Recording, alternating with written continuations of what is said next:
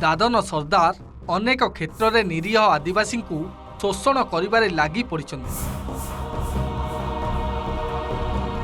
एभली किछि अभियोग आसीछि पहाड़ जंगल घेरा आनंदपुर उपखंड हाटडेही ब्लॉक अंतर्गत के बालीपाड़ा पंचायत राईघाटी मयूरनचा झुणाबाड़ी इत्यादि ग्राम शह शह युवक युवती पुरुष महिला वर्तमान दादन खटिबाकू चेन्नई पंडिचेरी बेंगालुरु और सूरत रे पेट पोषिबाकू जाउछन्ति। सेठारे दादन सरदार को प्ररोचन एही निरीह आदिवासी माने अनेक क्षेत्र में शोषणर शिकार हेउछन्ति। किंतु एसबुकू सही गाँव रे थिबा बाकी परिवार को पई दाना पानी जोगाड़ करने दुख दुख सहिबाकू पड़ी थाए एही निरीह आदिवासी। दी जण पुआ छुआ जाइछन्ते बाहर को तमिलनाडु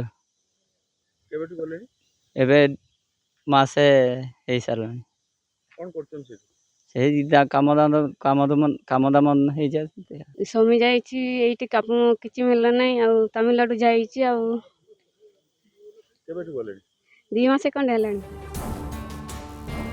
सरकार आदिवासी अंचलर विकास पई विभिन्न योजना माध्यम कोटी कोटी टंका खर्च करुछन्ति। आउ श्रम दिवस सृष्टि करी आदिवासी मानक कर्मसंस्थान जोगाई दिया जाउछि बोली डिंडिम पिटुथुबा बेले हेमगिरी पहाड़ तले थिबा आदिवासी मानक अवस्था आखिरे न देखिले विश्वास हेबनी। को अनुरोध करी ए अंचल में एनआरजीएस की अनन्य कौन प्रकार काम धंदा जदि जोगई देवे ताने एटी से दादन कटिबा न जाई एटी काम धंदा पाते। केन्दुझर जिलार आदिवासी पड़ा के बालीपाड़ पंचायत तार दादन समस्या को देखिले आखिरे लुह आसीजिवो। संख्याधिक परिवार रे केवल बुढ़ा बापा माँ अच्छा आ युवपीढ़ी वर्तमान सबू चेन्नई आंध्र गुजरात पुडुचेरी मुहा कहीं ए अंचल कामर उपलब्धता नहीं। जो केते जन युवक भी अच्छा से वर्तमान बैग व्यस्तरा पैकिंग कर व्यस्त दादन खटिया जीवे एटी काम भी नहीं।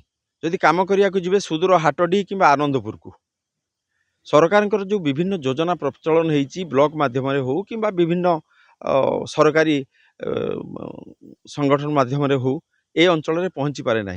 जहाँ भी आसे से संस्था माने आसंती मेसीन लगे ठिकादार माने काम करती आ चली जाती। तुरंत श्रम विभाग ए अंचल गस्त करी ए अंचल निरीह आदिवासी युवक मानू कर्मसंस्थान जोगाइबार एकांत आवश्यकता देखा देइछि। के बालीपाड़ गाँव मुना सिंह ओटीवी।